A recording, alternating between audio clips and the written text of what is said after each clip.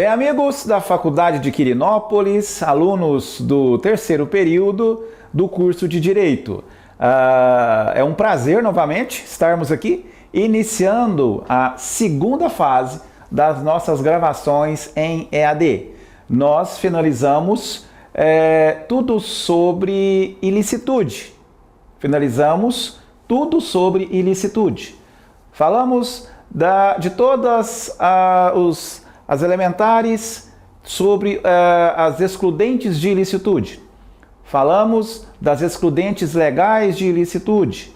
Estado de necessidade, legítima defesa, estrito cumprimento do dever legal, exercício regular de direito. Falamos de todos os seus elementos objetivos e subjetivos. Falamos das excludentes supralegais de ilicitude, ofendículos, autorização do ofendido, ou seja, finalizamos este elemento que compõe o crime.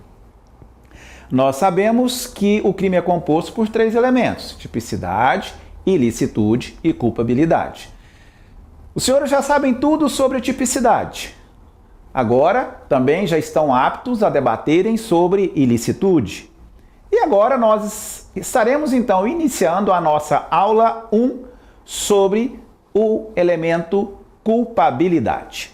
A partir de agora, senhores, o nosso assunto, o nosso tema refere-se à culpabilidade.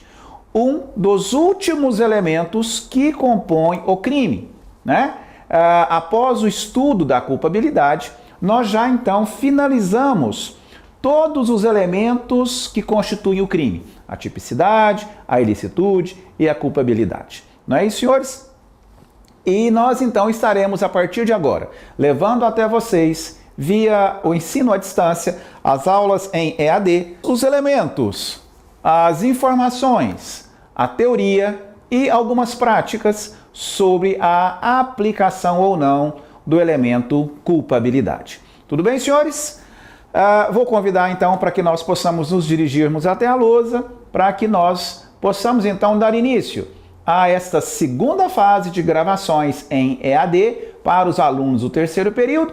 Nós já publicamos 5 aulas sobre ilicitude: aula 1, aula 2, aula 3, aula 4 e aula 5 sobre ilicitude.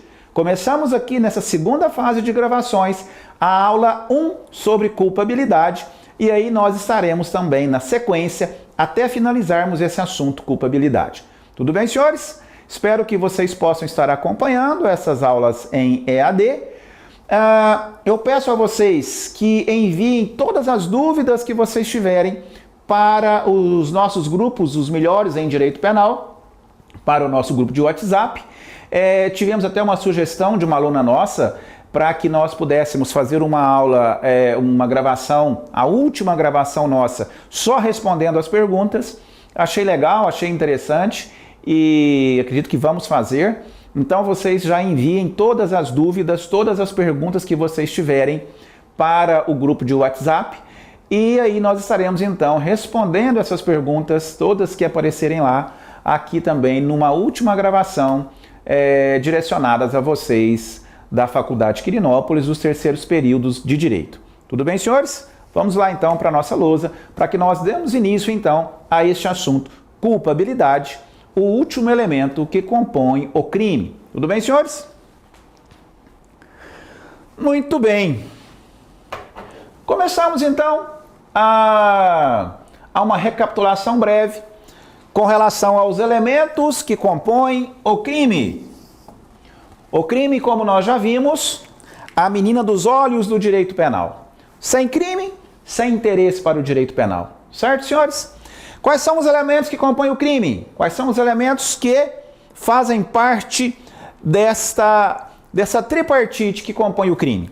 Começamos com a tipicidade.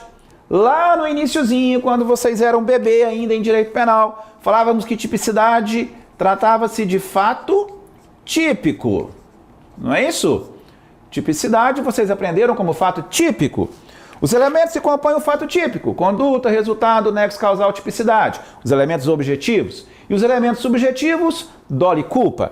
Então, senhores, elemento que compõe o crime: a tipicidade. Segundo elemento, ilicitude. Então nós temos a tipicidade, mais a ilicitude mais a culpabilidade é igual ao crime. Estudamos tudo sobre ilicitude. Nós tivemos 5 aulas aqui em EAD sobre ilicitude. Falamos tudo sobre ilicitude. Agora vamos começar então a descrever o que se trata culpabilidade. Nosso foco agora, senhores, nosso tema, o último elemento que compõe o crime, a culpabilidade. O que é culpabilidade, senhores? Culpabilidade é a reprovação, é o grau de reprovação da sociedade em razão da conduta praticada pelo agente. Vou te dar um exemplo, quer ver? Então, o que é culpabilidade? É o grau de reprovação que a sociedade tem em razão da conduta praticada por determinada pessoa. Se eu falar para você aqui, olha, que uma criancinha de 10 anos, essa criancinha ela foi estuprada e morta por um determinado indivíduo. E eu te conto a história até aí. Eu te conto como que foi a conduta praticada pelo agente, qual foi o resultado, que ele agiu de forma dolosa. Te conto toda o fato, que nós já vimos que a ilicitude é uma ilicitude do fato.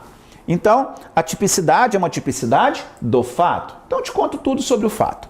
Te conto tudo sobre a questão da ilicitude, que esse indivíduo evidentemente não estava acobertado por nenhuma excludente de ilicitude, que ele estuprou e matou uma criancinha de 10 anos. Olha, então eu tenho a tipicidade do fato, a ilicitude do fato. Te conto toda essa história. Como que vai estar aí o seu estômago quando você termina de ouvir essa história? Como que vai estar o seu grau de reprovabilidade contra esse indivíduo? Qual vai ser a sua ânsia, a sua vontade de que esse indivíduo seja severamente punido, né? Nossa, assim que vai estar saindo pelas orelhas, né? De indignação e de um clamor para que se faça justiça. Tá. Mas e aí depois, veja que eu te contei tudo sobre o fato. Eu te falei da tipicidade, como é que foi a conduta, te falei que o indivíduo não está acobertado por nenhuma excludente, e assim o seu ânimo, a sua revolta, o seu grau de reprovabilidade está lá no teto. Tá, mas aí depois eu te falo que esse indivíduo, ele tem uma doença mental, ele tem um desenvolvimento mental retardado, esse indivíduo, ele não tem noção do que ele faz, esse indivíduo, ele é absolutamente incapaz de entender o que ele fez e de entender que o que ele fez estava errado. Ele não tem discernimento mental para identificar o certo do errado e ele não tem esse ânimos de causar o mal. Como é que ficou o seu grau de reprovabilidade? Ele continuou lá em cima. O que você quer fazer agora com esse indivíduo? Você quer colocar ele na cadeia e você quer que ele crie bicho e apodreça lá dentro? Ou você quer tratar desse indivíduo? Olha, se você está pensando aí que eu ainda quero pôr ele na cadeia e que ele vai criar bicho lá dentro, você não tem o mínimo de senso de razoabilidade.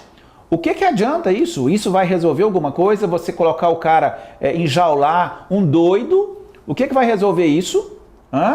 Você vai estar sendo mais cruel do que o doido. Porque o doido não tem noção do que ele fez. Você está tendo noção do que ele fez. O doido não tinha noção de crueldade. Ele estuprou e matou uma criança sem absoluta noção do que estava fazendo. Então o que eu tenho que fazer com ele? Eu tenho que tratar. Qual é a obrigação da sociedade? A obrigação da sociedade é fazer com que as pessoas possam estar preparadas, possam estar numa condição de viver em sociedade. Se essas pessoas não estão em condições por algum distúrbio mental, qual é a obrigação do Estado, a obrigação da sociedade? É fazer com que essas pessoas adquiram essa condição. Então, senhores, o que é culpabilidade? É exatamente esse grau de reprovabilidade que a sociedade tem em razão da conduta praticada pelo agente. Quando nós falávamos aqui de que a tipicidade referia-se ao fato e a ilicitude também referia-se ao fato, tipicidade do fato e ilicitude do fato, quando nós falávamos da análise da tipicidade e da ilicitude, nós estávamos dirigindo toda a nossa atenção, todo o nosso foco para o fato. Tipicidade, a forma que o fato aconteceu. Ilicitude, as circunstâncias que envolveram o fato. E agora a culpabilidade, eu esqueço completamente o fato. Deixo o fato para lá. Culpabilidade, agora eu me preocupo com um único foco, que é o agente. Na culpabilidade, a única preocupação que eu tenho agora é com o agente. É para mim saber se esse agente será responsabilizado pelos seus atos, se esse agente tem culpabilidade ou se esse agente tem mera periculosidade. E aí, senhores, eu remonto aqui aos ensinamentos da escola mista. Lembra lá da escola mista? Aliás, vamos relembrar as escolas penais, né? Nós começamos com a escola positiva de Lombroso, que falava que todo criminoso já nascia criminoso, já falava que todo criminoso era doente e já falava que não adiantava punir o criminoso. Eu tinha que tratar o criminoso.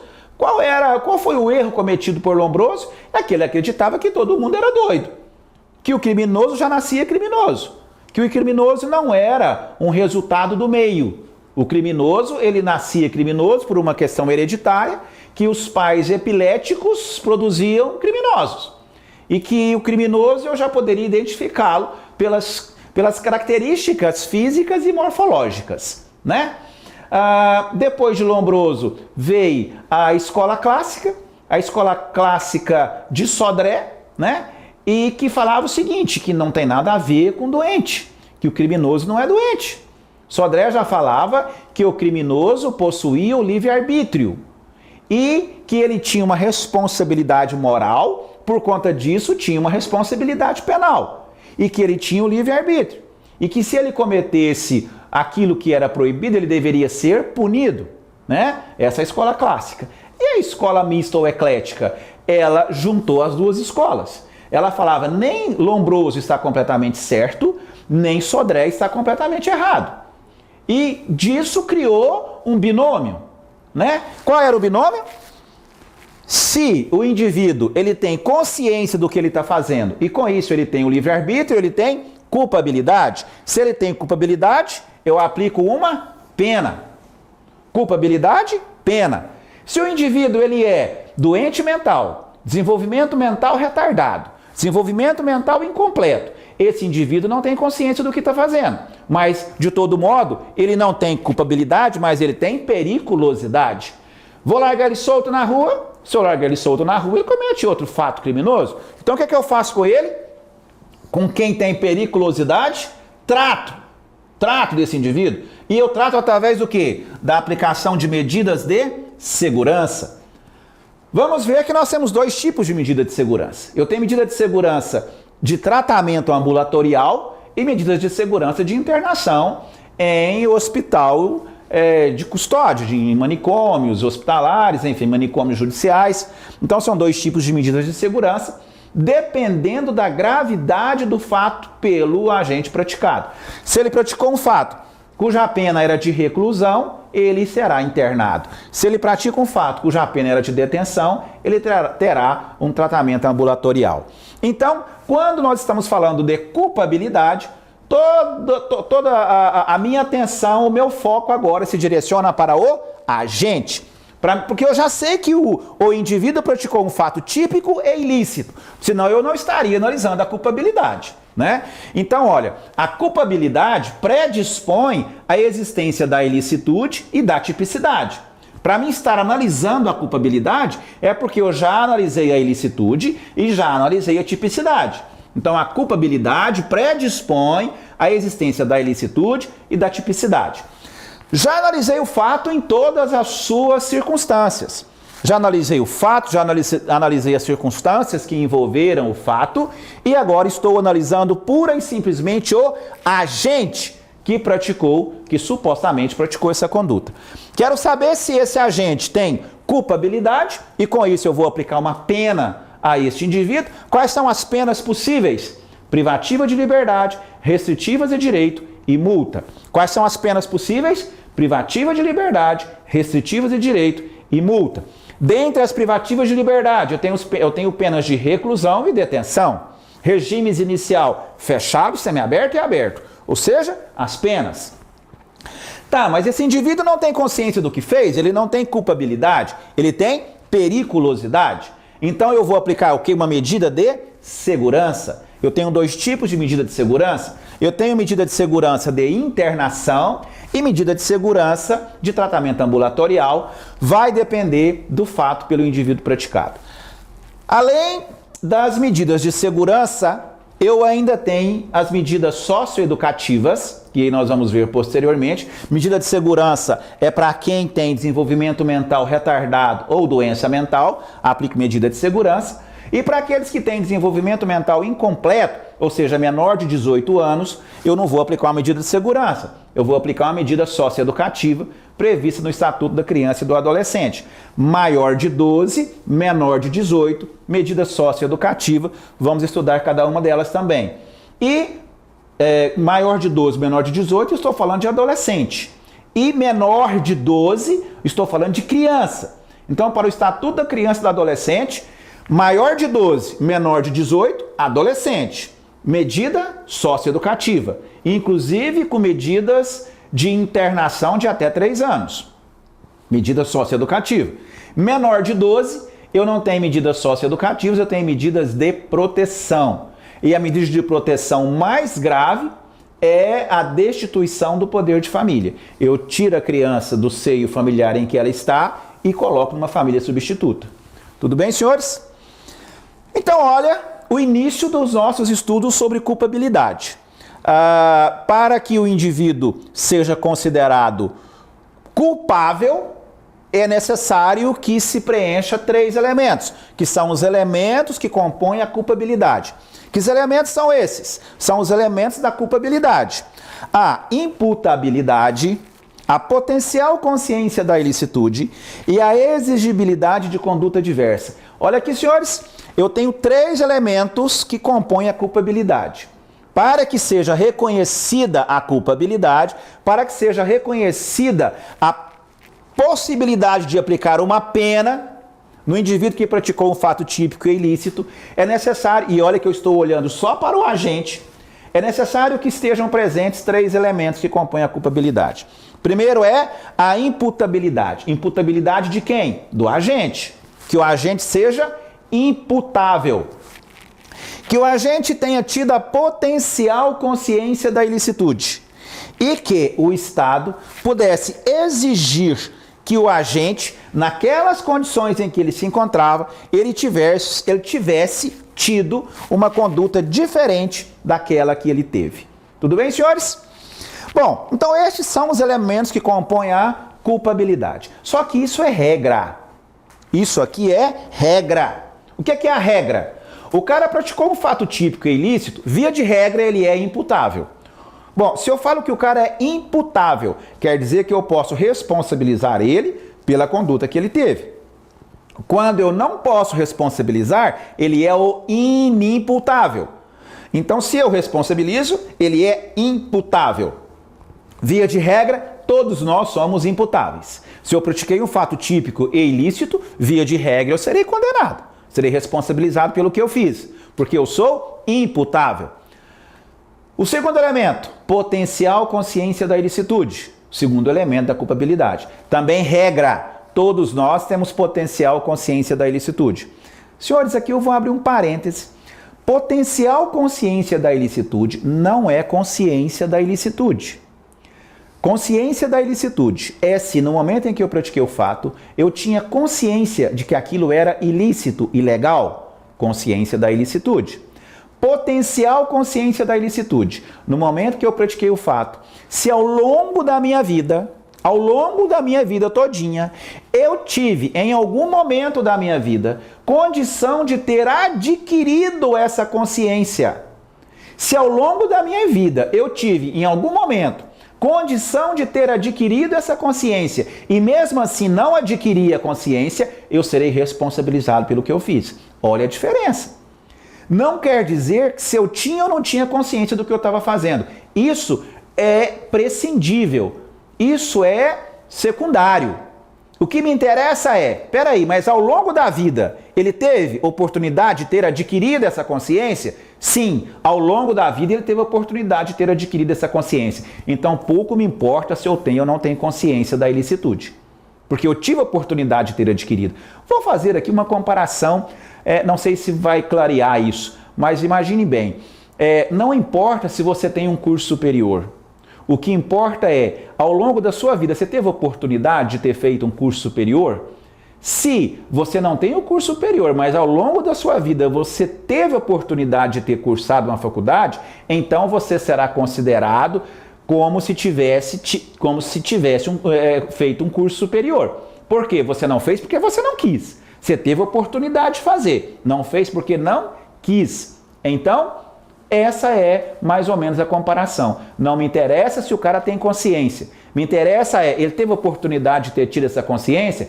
Teve. Então não tenha consciência porque não quis, será responsabilizado pelo que fez, como se tivesse a consciência. Tudo bem, senhores? E por fim, a exigibilidade de conduta diversa. Lembra lá daqueles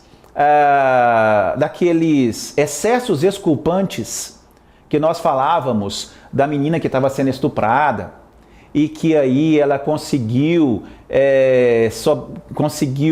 repelir a agressão praticada pelo estuprador, só que aí ela excedeu nos seus atos de repusa, que ela deferiu vários golpes no estuprador, matando o estuprador. E essa vítima lá, quando nós falávamos da ilicitude, ela tinha cometido um excesso doloso, e ela não estava acobertada pela legítima defesa.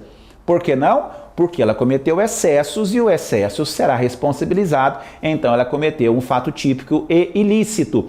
Só que aqui, quando eu vou analisar a culpabilidade dessa vítima de estupro, eu vou poder excluir a culpabilidade por conta dessa exigibilidade de conduta diversa. Ora, uma vítima de estupro, naquela situação de absoluto terror, absoluta descontrole emocional em que ela estava naquele momento, tem como eu exigir que ela tivesse respeitado os limites da repusa, nos seus atos de repusa? Não dá. Por que não dá? Porque qualquer vítima que tivesse no lugar dela teria feito a mesma coisa. Então eu não posso exigir que ela tivesse feito nada diferente daquilo que ela fez. Então não tem a exigibilidade de conduta diversa, por isso não tem culpabilidade, por isso ela não responderá pelo crime de homicídio. Da mesma forma o bombeiro. Lembra do bombeiro que salvou todo mundo, salvou 20 pessoas e no final ele deixou um para trás para morrer? Então, ele não pode alegar estado de necessidade porque ele tinha o dever de enfrentar o perigo. Então ele não estava acobertado pela excludente de ilicitude. Porém, eu consigo fazer com que ele não responda pelo crime de homicídio por conta de que também é inexigível que ele tivesse uma conduta diferente daquela que ele teve. Então, senhores, aqui eu tenho os elementos que compõem a culpabilidade. Importante, isso é regra. Como nós já vimos sempre, nós estudamos as regras, senhores? Não, não estudamos as regras. Nós estudamos as exceções. Certo, senhores? Bom, a imputabilidade. Eu agora vou estudar quais são os elementos que excluem a imputabilidade. Então, o primeiro elemento que nós vamos estudar, primeiro elemento que compõe a culpabilidade é a imputabilidade. O artigo 26 do Código Penal, como nós já vimos, vamos estudar as exceções. Então, o artigo 26 do Código Penal não vai me falar quem é o sujeito imputável. Ele vai me falar quem é o sujeito inimputável. Quem é aquele que não tem imputabilidade? Porque, via de regra, todos têm. Então, vamos estudar as exceções. Segundo o artigo 26 do Código Penal, quem é o inimputável? É aquele que, ao tempo do fato, ou seja, no momento da conduta, por doença mental, desenvolvimento mental incompleto ou retardado, era inteiramente incapaz de entender o caráter ilícito do fato, ou de portar-se de acordo com esse entendimento. Então esse cara era inimputável, porque na época que ele praticou a conduta, na época do fato, por desenvolvimento mental, por doença mental ou desenvolvimento mental retardado ou incompleto, ele era inteiramente incapaz de entender o caráter ilícito do fato ou de portar-se de acordo com esse entendimento. E ainda o parágrafo único do artigo 26 do Código Penal, que trata dos semi-imputáveis, que é aquele que, na data do fato, por doença mental ou desenvolvimento mental retardado ou incompleto, não era inteiramente capaz de entender o caráter ilícito do fato e nem de portar-se de acordo com esse entendimento. Senhores, olha aqui, olha a diferença. Eu vou colocar isso tudo no quadro daqui a pouquinho, mas olha a diferença. Um fala assim, olha, ele era totalmente incapaz de entender o caráter ilícito do fato. O outro ele fala, ele não era totalmente capaz. Um era totalmente incapaz, inimputável. O outro não era totalmente capaz, ou seja, era meia boca. Esse é o semi-imputável. Responde pelo crime com a pena diminuída de 1 a 2/3. Tudo bem, senhores? Mas nós vamos estudar tudo isso. Muito bem. A partir de agora, vamos estudar então quais são os elementos que excluem a imputabilidade. Tudo bem, senhores? Imputabilidade, o primeiro elemento que compõe a culpabilidade. Via de regra, todos nós somos responsáveis, todos nós somos imputáveis. Então, vamos estudar as exceções. Quais são as excludentes de imputabilidade? Quais são os elementos que excluem a imputabilidade? Lembrando mais uma vez, quais são os elementos que compõem a culpabilidade? A imputabilidade, a potencial consciência da ilicitude e a exigibilidade de conduta diversa. Estamos estudando agora o elemento imputabilidade, que é o primeiro elemento que compõe a culpabilidade. Quais são as excludentes da imputabilidade? Doença mental, desenvolvimento mental retardado, exemplos oligofrênicos, débil, imbecil e idiota. Então, a patologia da debilidade, imbecilidade e idiotice. Quem tem desenvolvimento mental incompleto, no caso, menores de 18 anos e silvícolas, pelo amor de Deus, não vai me falar de menor, né? O cara é de menor. Socorro, fala que o cara é menor. Então, menor, quando eu falo menor, evidentemente que já está implícito. Menor o quê? Menor de 18 anos. Os silvícolas. Quem que são os silvícolas? Silvícolas são selvagens.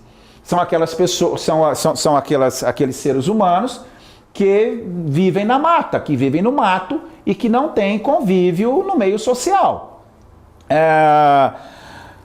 Via de regra, os índios que não são, que não têm nenhum convívio, que não têm nenhum contato com o homem branco. Né? Não quer dizer que todo silvícola é índio e não quer dizer que todo índio é silvícola. Um exemplo de silvícola pode ser uma tribo indígena que vive isolada e que não tem contato com o homem branco. Essa tribo indígena que vive isolada, não tem contato com o homem branco, evidentemente que não conhece a legislação, não tem como responsabilizá-lo nos termos de uma lei que ele nem faz ideia, ele é selvagem, né? Então essas pessoas são quem possui desenvolvimento mental incompleto. A diferença de desenvolvimento mental retardado e desenvolvimento mental incompleto. Desenvolvimento mental retardado, via de regra, nunca vão conseguir obter a maturidade mental, por conta dessa deformidade mental, por conta de que tem uma doença, que eles têm a debilidade, imbecilidade, idiotice, é uma situação irreversível e, via de regra, sempre serão tidos como inimputáveis. Agora, quem tem desenvolvimento mental incompleto, eles vão alcançar a maturidade mental. O menor vai alcançar essa maturidade quando? Quando ele fizer 18 anos, né? Um passe de mágica. Hoje eu tenho 17, eu tenho um desenvolvimento mental incompleto, amanhã eu já amanheço maduro, né? Já sei tudo, já serei responsabilizado. E o silvícola, o índio, que é lá, ou qualquer um ermitão que vive no meio do mato, um dia que ele resolve ter um contato com a sociedade e já começa a ter aí as suas relações sociais, ele deixa de ser silvícola e passa também a ter a imputabilidade penal. Certo, senhores? E por último, a embriaguez completa proveniente de caso fortuito ou força maior. Embriaguez, senhores, nós vamos abrir um tópico só para falar de embriaguez, porque tem várias formas de embriaguez, várias espécies de embriaguez, várias fases da embriaguez. Então eu tenho embriaguez acidental, embriaguez não acidental, embriaguez patológica, embriaguez pré-ordenada. Eu tenho várias espécies de embriaguez, eu tenho várias fases da embriaguez. Eu tenho a fase do leão, eu tenho a fase do macaco, eu tenho a fase do porco, né? A fase do macaco, a fase da euforia, onde o indivíduo começa a pegar um fogo, começa a ficar de fogo, passa a ser um cara social, passa a ser um cara extrovertido, conversa com todo mundo, ri alto, né? E aí é a fase da euforia, a fase do macaco. Daí o indivíduo passa para a fase da depressão, para a fase do leão, que é a fase em que o indivíduo ele já começa a ficar nervosinho, o indivíduo já mata, o indivíduo já prende, o indivíduo ele já fica estressadinho, estupim desse tamanhozinho, que é aquela fase em que o álcool já está lá em cima, né? E por fim eu tenho a fase do porco, a fase da dormência ou da sonolência, né? Que é o indivíduo que bebeu demais, prancheou e está lá babando e roncando, prancheado no chão, a fase do porco. Né? Então nós vamos estudar a embriaguez nas suas várias fases e cada uma evidentemente tem uma consequência jurídica. Tudo bem, senhores? Então aqui nós temos as excludentes da imputabilidade. Quais são as excludentes? Doença mental, a primeira. Segunda, desenvolvimento mental retardado, ou seja, debilidade, imbecilidade, idiotice. Terceira, desenvolvimento mental incompleto, ou seja, menor e silvícola. E por último, a embriaguez completa proveniente de caso fortuito ou força maior. Doença mental, senhores. O que vem a ser doença mental ou o que é considerado doença mental?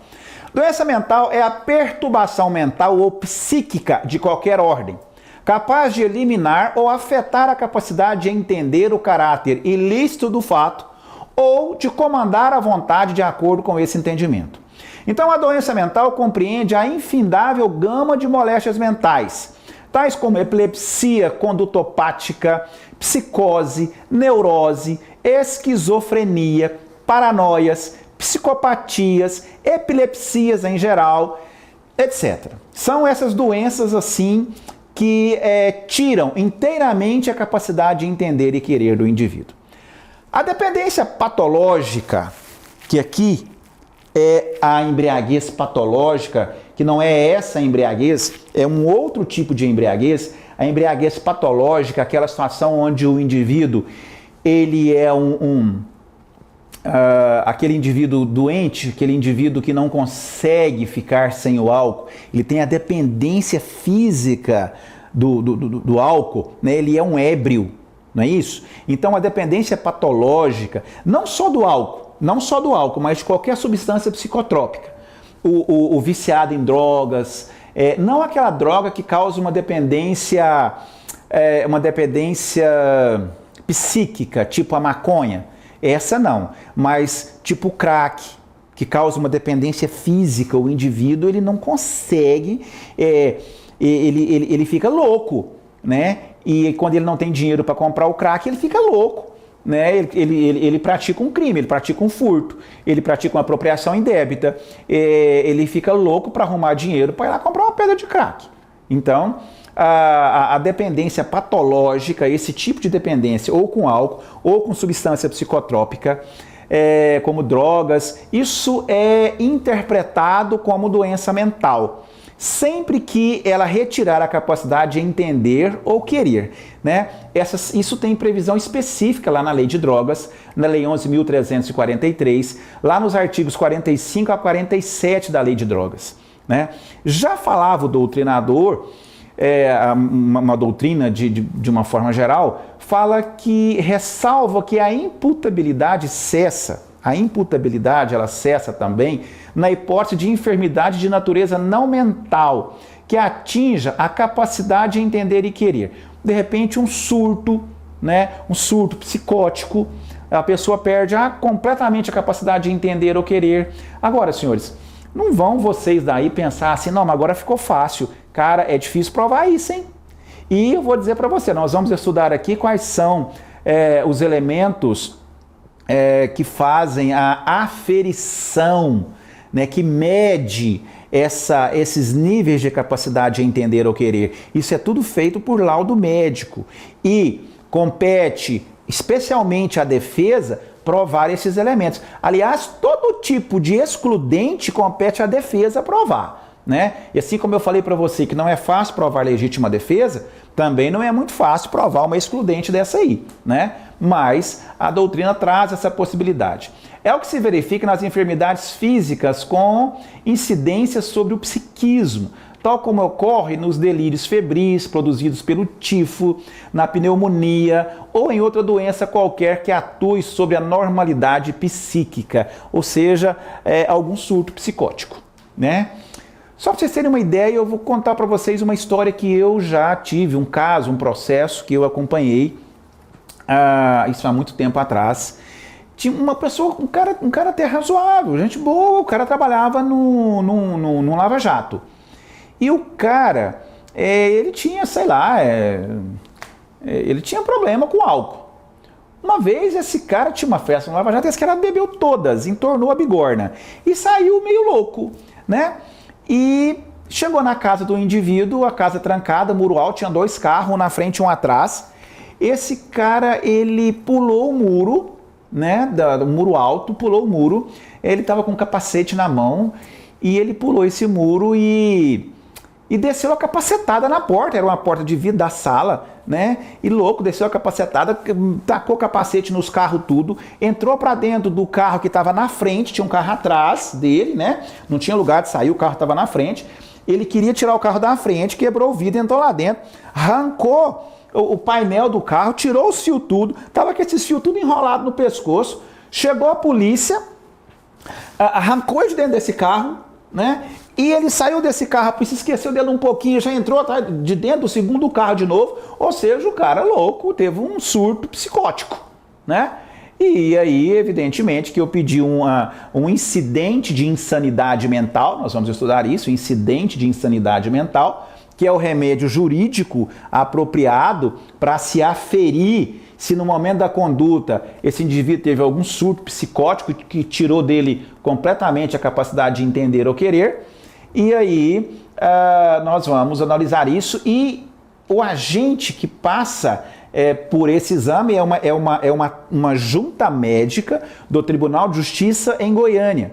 Então, se o advogado pede um incidente de insanidade mental, se o cara estiver preso, por exemplo, esse cara é conduzido para Goiânia e uma junta médica do Tribunal de Justiça de Goiás vai fazer os exames para saber, para aferir se esse cara, na época do fato, tinha ou não condição de entender o que ele estava fazendo e se ele tinha ou não condição de usufruir do livre-arbítrio.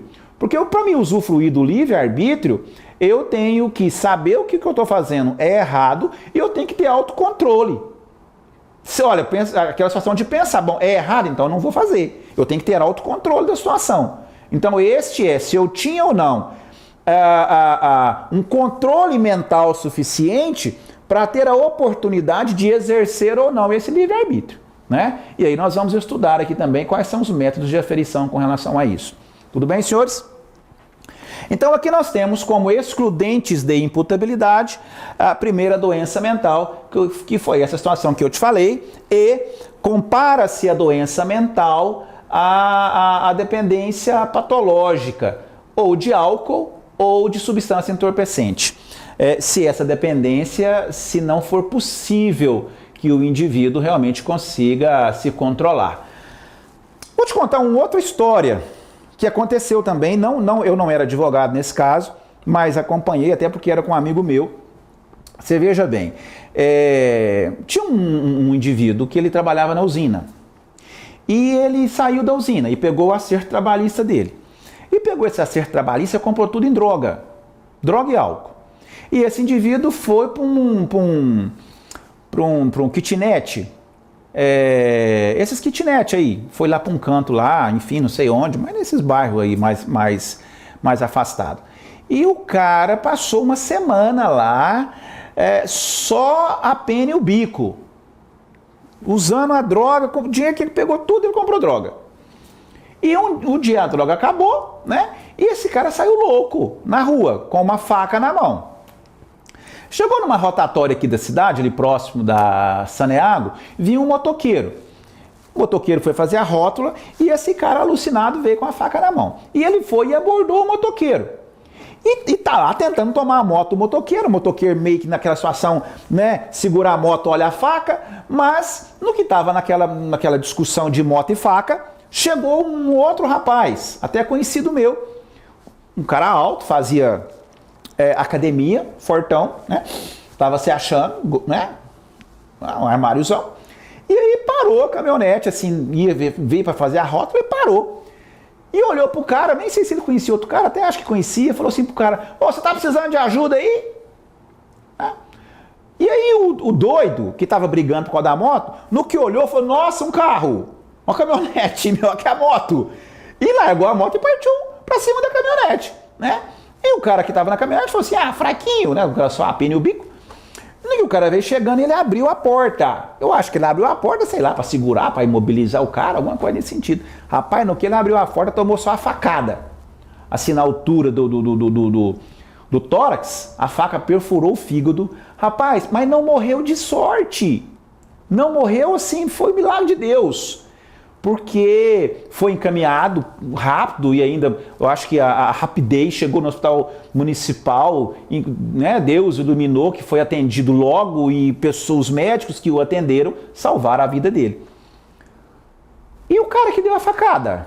Não, aí o cara que deu a facada, ele deu a facada e no que ele deu a facada, o cara que estava na moto, aquela moto já está caída no chão, ele deu a facada e voltou para a moto. E pegou a moto e saiu doido na rua com essa moto. E o cara que tomou a facada com o outro dono da moto, aí o rapaz foi levar ele no hospital. E o que deu a facada saiu na moto. 2 esquinas para baixo, bateu essa moto num poste, quase morreu. Esparramou lá no chão, batido com a moto no poste. Foi levado, foi atendido. Aí os dois, né, atendidos no hospital municipal, o que tomou a facada e o que bateu no poste com a moto. E aí foi fazer o julgamento, né? Um tempo depois, foi julgar esse indivíduo a respeito desse fato. Esse indivíduo foi considerado o quê?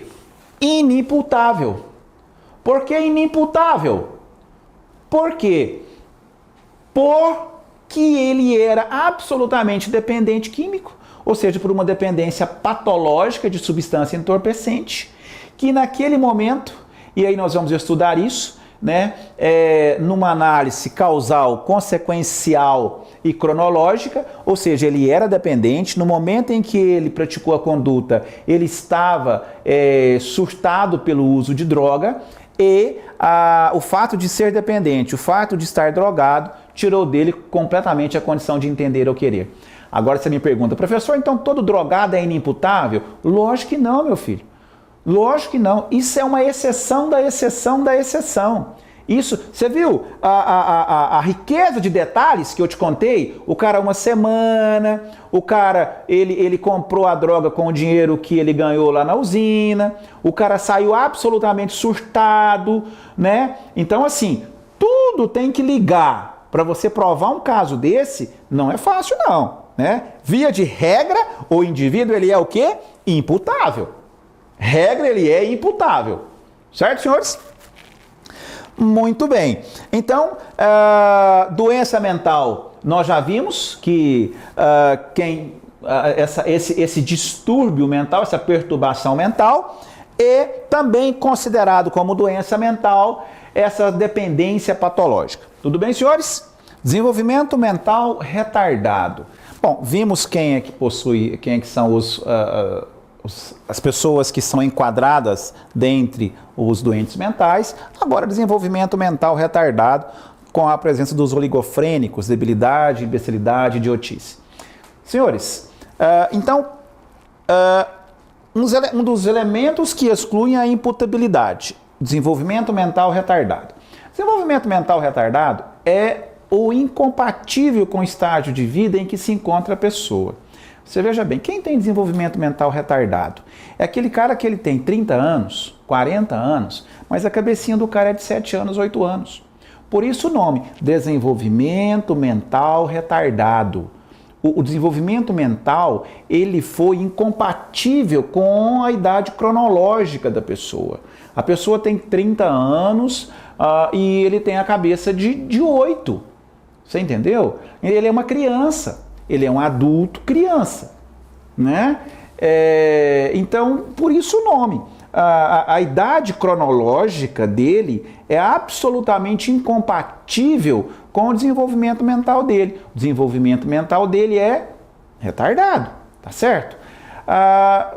Então não há uma maturidade psíquica em razão dessa precocidade da fase da vida em que o agente tem por falta desse conhecimento empírico, né? Falta de experiência adquirida ao longo do tempo, né, senhores? O desenvolvimento retardado, a capacidade não corresponde realmente à idade dele. É o caso dos, como nós falávamos, dos oligofrênicos, né? Que são pessoas de reduzidíssimo coeficiente intelectual. Eles se classificam, como nós vimos, né, numa escala de inteligência decrescente. Numa escala de inteligência decrescente. Primeiro, os débeis mentais, os imbecis e os idiotas, né? Olha, debilidade, imbecilidade, idiotice, uma escala decrescente. O débil, melhorzinho do que o imbecil, que é melhorzinho do que o idiota, né? Mas se juntar os três, não dá meio, né? Então, olha, numa escala decrescente. Primeiro, a debilidade. Pior que a debilidade é a imbecilidade, pior que a imbecilidade é a idiotice, né? Mas todos eles com desenvolvimento mental retardado e com isso sem condição de entender o caráter ilícito do fato e de portar-se de acordo com esse entendimento. Tudo bem, senhores? Olha, há um tempo atrás, isso não se aplica mais hoje, mas há um tempo atrás, os surdos mudos também se enquadravam aqui nessa mesma condição, de que o surdo mudo ele não tinha um discernimento em razão dessa dificuldade, né, que ele tinha. O surdo mudo também não tinha o discernimento do que estava fazendo. Porque na consequência da anomalia, eles não tinham qualquer capacidade de entendimento e de autodeterminação. Nesse caso, por força do déficit de suas faculdades sensoriais, o seu poder de compreensão também era afetado, né? Mas hoje nada a ver, né? Hoje o surdo mudo ele está absolutamente integrado, né, na sociedade, é ativo, trabalha, né?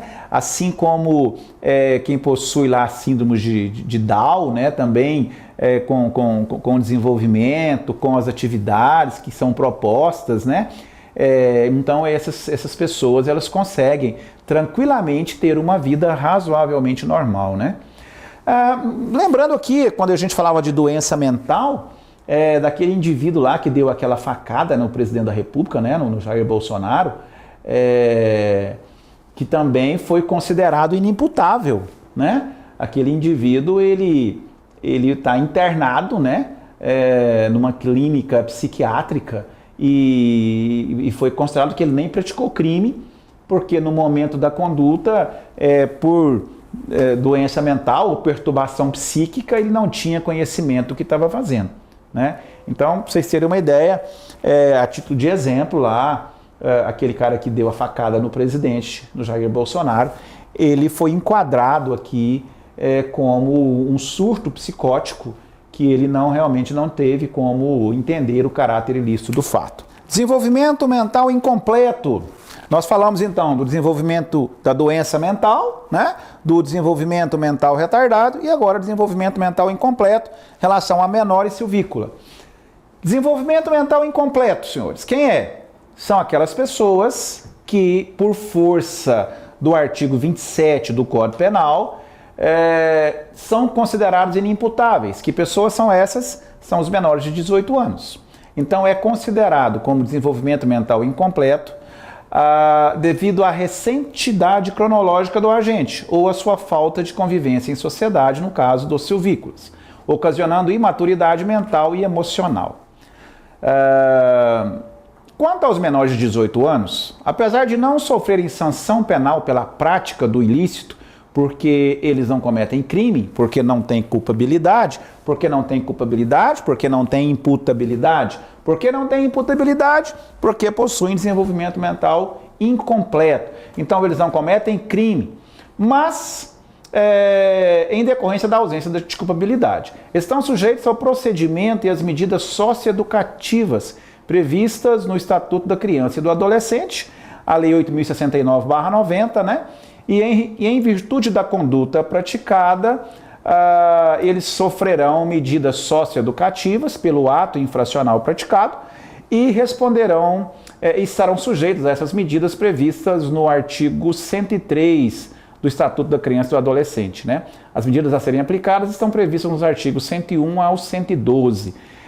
E a medida mais grave, a medida socioeducativa mais grave é aquela que nós já falamos, medida de internação, que o menor pode ficar internado por até 3 anos, não é isso? O menor também pode ser internado cautelarmente ou preventivamente.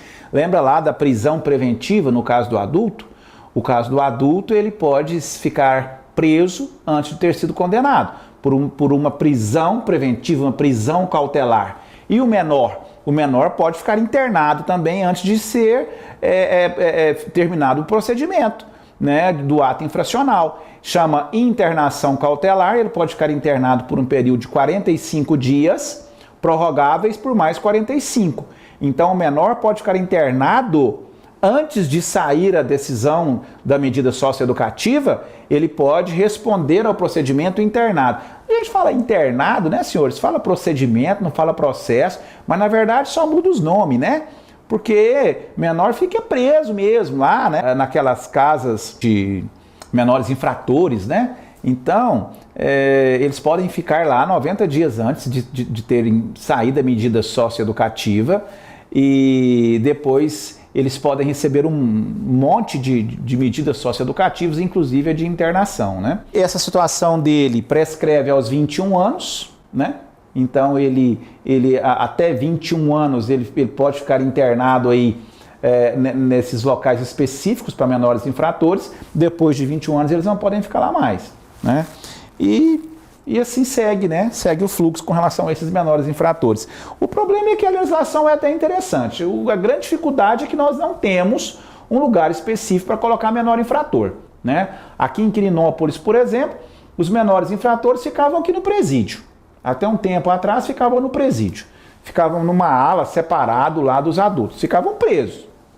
Mas o Ministério Público foi lá e interditou essa situação lá, falou que não era lugar de menor ficar e que não estava obedecendo o Estatuto da Criança e do Adolescente e barará e coisa e tal. Enfim, aqui em Quirinópolis hoje não tem lugar de pôr menor, né? Se o menor mata uma pessoa aqui, por exemplo, ele é encaminhado para onde? Bom, via de regra para o CIS, né? Que é para o presídio. Só que ele não pode ficar lá mais que 3 dias. Tem que caçar um lugar para ele. Tem que mandar ele para Goiânia, né? E se não achar lugar para ele, tem que soltar, porque diz que não pode ficar lá, né? Complicada essa situação. Mas, então, olha, o país tem boa legislação. O país falta estrutura, falta aplicar a legislação, né? Falta ter estrutura física para que a lei seja aplicada. A lei de execuções penais é fantástica. O Estatuto da Criança e do Adolescente é excelente, só não tem estrutura para aplicar a lei. Não adianta ficar criando lei, não adianta ficar mudando lei, né? Tem que ter investimento, né? No sistema prisional, investimento no judiciário, né? Não adianta aí ficar criando, construindo fóruns, tribunais, né? Lindos, maravilhosos, né? Precisa investir aqui na base, né? Para ter onde colocar esse pessoal. Porque senão, o que adianta a lei mandar se eu não tenho onde eu ponho ele? Né? Então, o desenvolvimento mental incompleto é um dos elementos que excluem a imputabilidade. E, por fim, a embriaguez completa, proveniente caso fortuito ou força maior. Como eu já falei para vocês, nós vamos estudar várias espécies de embriaguez, várias fases da embriaguez. já vimos aqui que um dos tipos de embriaguez, que é a embriaguez patológica, que não é essa, a embriaguez patológica, uma das espécies de embriaguez, ela é entendida como doença mental. E quando eu falo de embriaguez, eu não estou falando necessariamente de álcool. Quando eu falo de embriaguez, eu estou falando aqui de qualquer substância psicotrópica, inclusive drogas ou mesmo o álcool, né? E a embriaguez nada mais é do que uma perturbação transitória, né, causada por álcool ou droga. Então é um dos elementos que exclui a imputabilidade.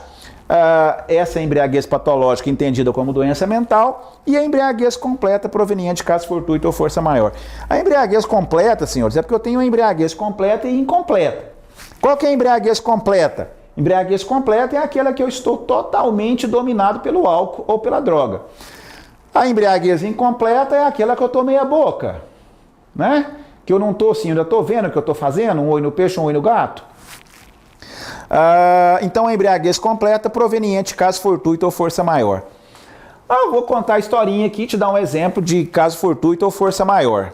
Vou começar pela força maior.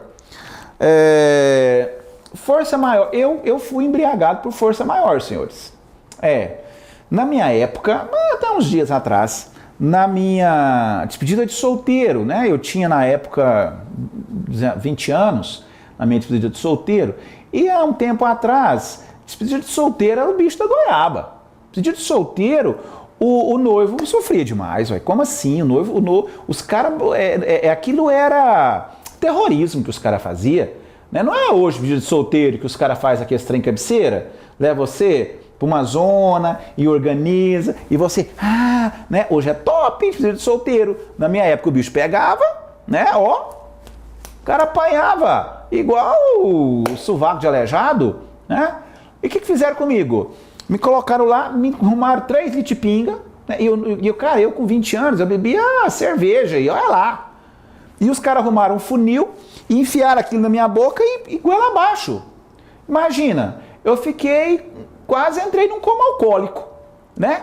Então nessa situação, a embriaguez surgiu por quê? Por força maior. Uma outra forma de embriaguez, Boa Noite Cinderela. A menina tá na boate, o cara bota lá uma droga na bebida dela, né? Embriaguez por força maior, por uma participação de um terceiro, né? Boa Noite Cinderela. Então, numa situação dessa, onde a menina se embriaga por uma participação de um terceiro, evidentemente que se essa embriaguez tirou dela completamente a condição de entender ou querer, por conta disso ela era o quê? Inimputável. E a embriaguez proveniente de caso fortuito? Este exemplo da doutrina é lindo. E olha que é praticamente de todas, hein? Todas as doutrinas aí, pelo menos as majoritárias, trazem o mesmo exemplo. O indivíduo passeando por uma vinícola, que é o lugar que faz vinho. Então, o indivíduo passeando por uma vinícola e ele tropeça e cai num tonel de vinho, né? Num barril de vinho, e cai lá dentro e quase morre afogado de tanto beber vinho. E aí os caras vão, tiram ele lá de dentro e arrancam ele lá de dentro. Não, eu quero voltar, né? Quero voltar. Então, essa situação, né, o cara sai de lá completamente bêbado por uma situação de um caso fortuito. Tropeçou, caiu num tonel de vinho, estava morrendo afogado de tanto beber vinho. Ia morrer feliz esse candidato, né? Então aí, senhores, ó, nós temos as 4 excludentes da imputabilidade. Doença mental, desenvolvimento mental retardado, desenvolvimento mental incompleto e a embriaguez completa proveniente de caso fortuito ou força maior. Lembrando que a embriaguez patológica enquadra aqui como doença mental. E lembrando mais que quando se fala de embriaguez, não estou me referindo simplesmente a álcool, mas embriaguez por qualquer substância psicotrópica.